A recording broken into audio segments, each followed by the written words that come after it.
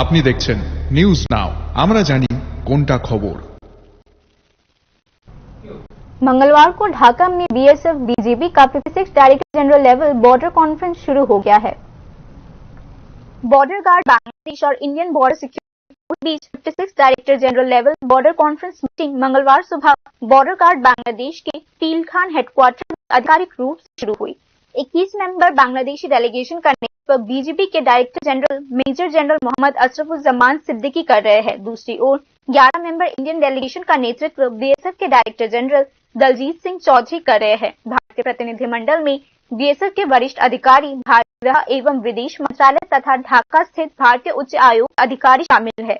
28 अगस्त को समाप्त होने वाला यह 4 दिवसीय सम्मेलन सीमा पर हत्या, अवैध शिकार और अवैध घुसपैठ को रोकने के साथ साथ बांग्लादेश से मादक पदार्थों और अन्य तस्करी रोकने होगा।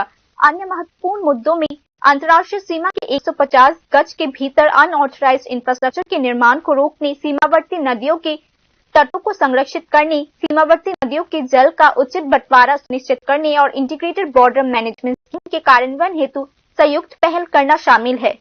इस बैठक में बॉर्डर गार्ड बांग्लादेश के जवानों द्वारा मादक पदार्थों और मानव तस्करी में सहायता के लिए भारतीय क्षेत्र में प्रवेश करने के मुद्दे पर भी बातचीत की जाएगी।